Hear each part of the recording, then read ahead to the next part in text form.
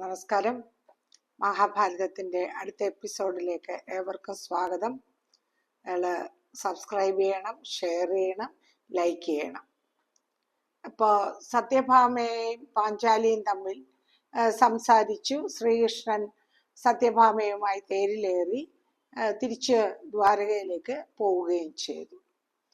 അത് കഴിഞ്ഞ് പാണ്ഡവർ തങ്ങളോടൊപ്പം ഉണ്ടായിരുന്ന മാർക്കണ്ഡേയ മുനിയും മറ്റു പലരെയും തിരിച്ച് പറഞ്ഞയച്ചു. അവര് ദ്വൈതവനത്തിലെ തടാക തീരത്തിലൂടെ അങ്ങനെ സഞ്ചരിച്ച് അവിടെ ഒരു പർണശാല കെട്ടി അവിടെ താമസമാക്കി. സമീപത്തുള്ള വനങ്ങളിലും പർവ്വതങ്ങളിലും നദീതീരങ്ങളിലും ഒക്കെ സഞ്ചരിച്ചു. അവിടെ വരുന്ന ബ്രാഹ്മണരെയൊക്കെ യഥാശക്തി സ്വാഗതം ചെയ്തു. സൽക്കരിക്കാൻ യുധിഷ്ഠിരൻ മടിച്ചില്ല. ഒരു ദിവസം വാചാലനായ ഒരു ബ്രാഹ്മണൻ ദ്വൈതവനത്തിൽ വന്ന് പാണ്ഡവരെ കണ്ടിട്ട് ഹസ്തിനപുരത്തിൽ ചെന്ന് ധൃതരാഷ്ട്രരെ സന്ദർശിച്ചു. പാണ്ഡവരുടെയും ദ്രൗപദിയുടെയും യഥാർത്ഥ സ്ഥിതി ബ്രാഹ്മണനിൽ നിന്നറിഞ്ഞ ധൃതരാഷ്ട്രർ വളരെ ദുഃഖാകുലനായി. അദ്ദേഹം ദീർഘനിശ്വാസം വിട്ടുകൊണ്ട് പറഞ്ഞു, യുധിഷ്ഠിരൻ എന്റെ തെറ്റുകൾ കാര്യമായി കരുതുകയില്ല. അർജുനൻ ജ്യേഷ്ഠന്റെ അഭിപ്രായത്തോട് യോജിച്ചു നിൽക്കുകയും ചെയ്യും. പക്ഷേ ഈ വനത്തിലെ ക്ലേശങ്ങൾ കൊണ്ട് ഭീമന്റെ ഉള്ളിൽ പക വളരുകയായി.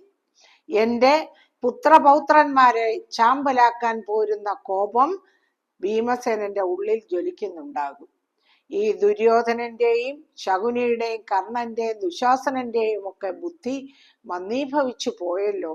ഇവർ ചൂതിലൂടെ തട്ടിയെടുത്ത രാജാധികാരം വംശനാശത്തിന് വഴിയൊരുക്കുമെന്ന് ഇവർ അറിയുന്നില്ല. ശകുനി ചതിപ്രയോഗങ്ങൾ നടത്തിയത് ഒട്ടും ശരിയായില്ല. എന്നിട്ടും പാണ്ഡവർ ആ സമയത്ത് അയാളെ വധിക്കാതെ വിട്ടത് അവരുടെ സന്മനസ്സുകൊണ്ടാണ്. ഈ മകനോടുള്ള മമത നിമിത്തം ഞാൻ ചെയ്ത ദുഷ്പ്രവർത്തികളുടെ ഫലമായി കൗരവർക്കെല്ലാം അന്ത്യകാലം അടുത്തിരിക്കുന്നു. അതുല്യനായ വില്ലാളിയാണ് അർജുനൻ. അയാളുടെ കയ്യിലെ ഗാന്ധീവം കരുത്തുറ്റതാണ്. പോരെങ്കിൽ അയാൾക്ക് അസംഖ്യം ദിവ്യ ശസ്ത്രങ്ങൾ വശമാക്കിയിട്ടുണ്ട്. ഇതൊക്കെ നേരിടാൻ ഇവിടെ ആർക്ക് കഴിയും? ധൃതരാഷ്ട്ര പറഞ്ഞതെല്ലാം ശകുനി കേട്ടു. കർണനെ കൂട്ടി അയാൾ ദുര്യോധനോട് രഹസ്യമായി വിവരിച്ചു. ഇത് കേട്ട് ദുര്യോധനൻ ദുഃഖിതനായി. കർണനും ശകുനിയും ചേർന്ന് യുവരാജാവായ ദുര്യോധനനെ ആശ്വസിപ്പിച്ചുകൊണ്ട് പറഞ്ഞു, നീ പരാക്രമം കൊണ്ട് പാണ്ഡവരെ തുരത്തിവിട്ടു. ഇനി ഒറ്റയ്ക്ക് തന്നെ പ്രതാപത്തോടെ ഈ രാജ്യം അനുഭവിക്കൂ. നിന്റെ കയ്യൂക്കിനെ പേടിച്ച് 4 ദിക്കിലുമുള്ള രാജാക്കന്മാർ നിനക്ക് കപ്പം തരുന്നു. പണ്ട് പാണ്ഡവരെ ആശ്രയിച്ചിരുന്ന രാജ്യലക്ഷ്മി ഇന്ന് നിന്നെയും സഹോദരന്മാരെയും ആശ്രയിച്ചിരിക്കുന്നു. രാജാവേ, പാണ്ഡവർ ഈയിടെ ദ്വൈതവനത്തിലെ ഒരു തടാകത്തിന്റെ കരയിൽ തമ്പടിച്ചിരിക്കുന്നതായി അറിവ് കിട്ടിയിട്ടുണ്ട്.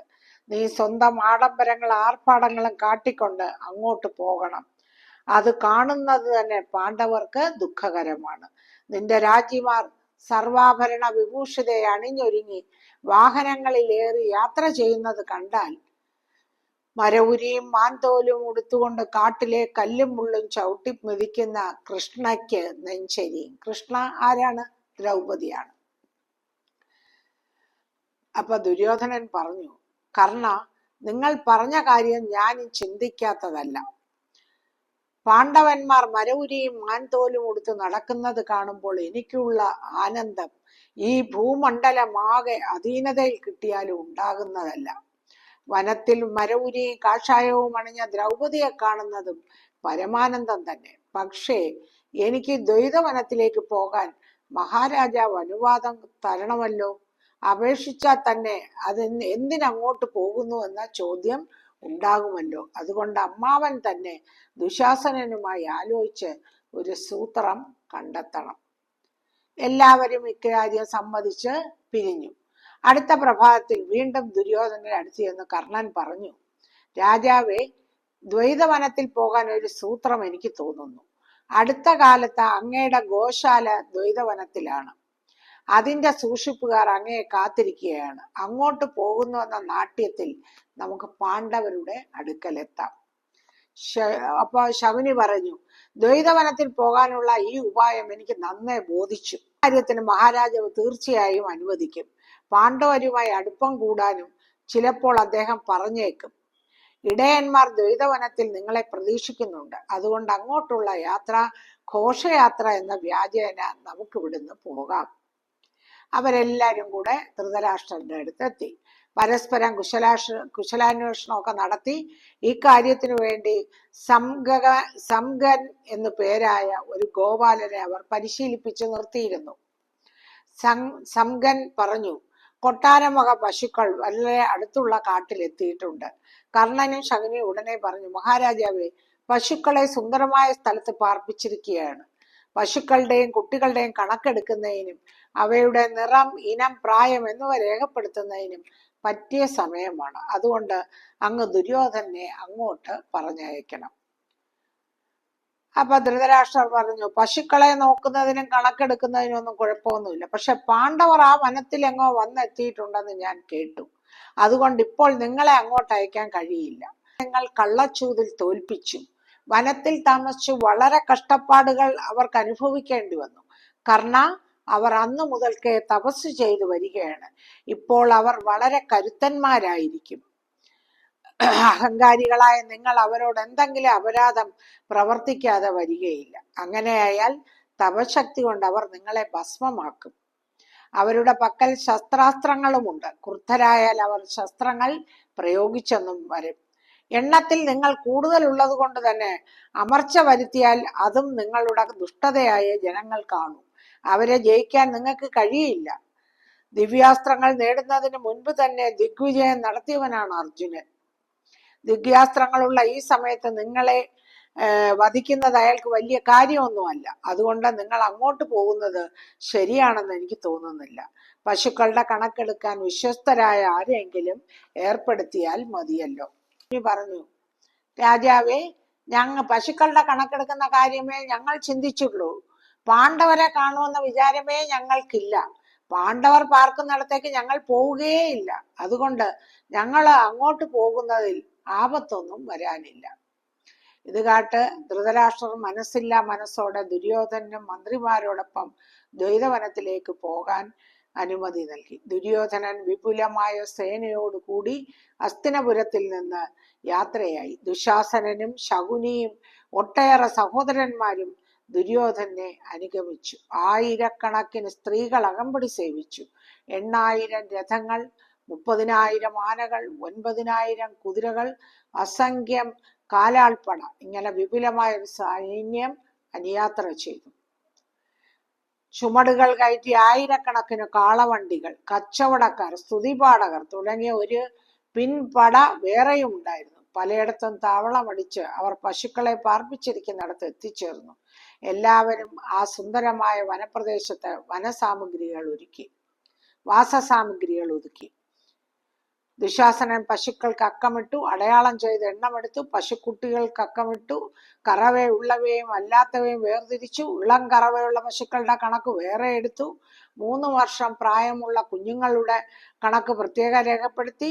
ആ ജോലികളെല്ലാം തീർത്തിട്ട് ദുര്യോധനൻ ദ്വൈതവനത്തിൽ ഉല്ലാസയാത്രയ്ക്കൊരുങ്ങി. നടന്ന് പ്രസിദ്ധമായ തടാകത്തിന്റെ തീരത്തെത്തി. അന്ന് ധർമ്മപുത്രർ ഒരു പകൽ കൊണ്ടൊടുങ്ങുന്ന രാജർഷീയ യജ്ഞം നടത്തുകയായിരുന്നു. ആ പ്രദേശത്ത് ഒരു ക്രീഡാഗ്രഹം നിർമ്മിക്കാൻ ദുര്യോധനൻ സേവകരോട് ആജ്ഞാപിച്ചു. രാജകൽപ്പന അനുസരിച്ച് സേവകർ ദ്വൈതവനത്തിലെ തടാക തീരത്തേക്ക് പോയി. അവിടെ എത്തുന്നതിന് മുമ്പ് തന്നെ ഗന്ധർവന്മാർ അവരെ തടഞ്ഞു. ഗന്ധർവ രാജാവായ ചിത്രസേനൻ നേരത്തെ തന്നെ ജലക്രീഡയ്ക്കായി അപ്സര സ്ത്രീകളോടും അനുചരരോടും കൂടി അവിടെ എത്തി തടാകത്തെ വളഞ്ഞു കഴിഞ്ഞിരുന്നു. തടാകം നിരോധിത മേഖലയാണെന്ന് കണ്ട് സേവകർ ദുര്യോധനന്റെ അടുക്കൽ തിരിച്ചെത്തി. വിവരമറിഞ്ഞ ദുര്യോധനൻ അവരെ അവിടെ നിന്ന് പായിക്കാൻ ആജ്ഞ നൽകി. യുദ്ധവീരരായ സൈനികരെ അങ്ങോട്ടയച്ചു. അവർ ചെന്ന് ഗന്ധർവന്മാരോട് പറഞ്ഞു, ധൃതരാഷ്ട്രരുടെ പുത്രനും മഹാബലവാനുമായ ദുര്യോധനന് ജലക്രീഡയ്ക്കായി ഇപ്പോൾ ഇങ്ങോട്ട് എഴുന്നള്ളുന്നു. നിങ്ങൾ ഇവിടെ നിന്ന് മാറിപ്പോകും. രാജകിങ്കരന്മാർ പറഞ്ഞത് കേട്ട് ഗന്ധർവ രാജാവ് പൊട്ടിച്ചിരിച്ചുകൊണ്ട് പറഞ്ഞു, നിങ്ങളുടെ രാജാവായ ദുര്യോധനൻ മന്ദബുദ്ധിയാണെന്ന് തോന്നുന്നു. അല്ലെങ്കിൽ ദേവവംശജരായ ഞങ്ങളോട് ഇങ്ങനെ ആജ്ഞാപിക്കാൻ ഒരുങ്ങുമോ? നിങ്ങളുടെ ബുദ്ധിഹീനരാണെന്നതിന് സംശയമില്ല. ചാകാൻ ഒരുങ്ങി വന്നതാവും. അല്ലെങ്കിൽ ഞങ്ങളോട് ഇങ്ങനെ സ്വബോധമില്ലാത്ത മട്ടിൽ സംസാരിക്കുമോ? അതുകൊണ്ട് ജീവൻ വേണമെങ്കിൽ നിങ്ങൾ രാജാവിന്റെ അടുക്കലേക്ക് പൊയ്ക്കൊള്ളുക. യോദ്ധാക്കൾ ദുര്യോധനന്റെ അടുക്കെത്തി വിവരം ബോധിപ്പിച്ചു. എല്ലാം കേട്ടിട്ട് ക്രുദ്ധനായ ദുര്യോധനൻ ആജ്ഞാപിച്ചു,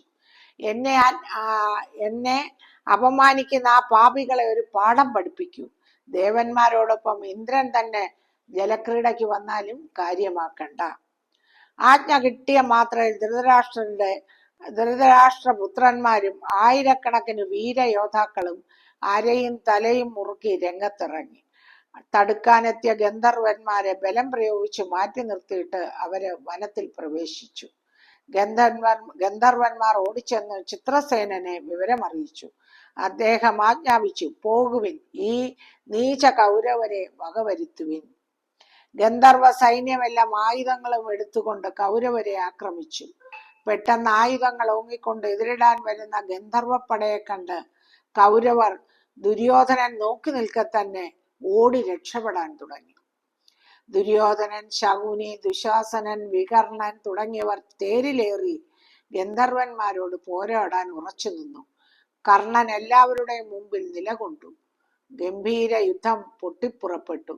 കൗരവരുടെ ബാണപ്രയോഗം ഗന്ധർവന്മാരെ അസ്ത്രവീര്യന്മാരാക്കി. ഗന്ധർവന്മാർ പേടിച്ചു പിന്മാറുന്നത് കണ്ടു ചിത്രസേനൻ മായാസ്ത്രം പ്രയോഗിച്ചു. ആ മായയിൽപ്പെട്ട് സംരംഭത്തിലാണ്ടുപോയ ഓരോ കൗരവ പടയാളിയെയും 10 ഗന്ധർവന്മാർ വീതം വളഞ്ഞു. തല്ലുകൊണ്ട് വലഞ്ഞ യോദ്ധാക്കൾ പ്രാണനും കൊണ്ടോടി. അങ്ങനെ കൗരവസേനയാകെ ചിന്നിച്ചിതറി.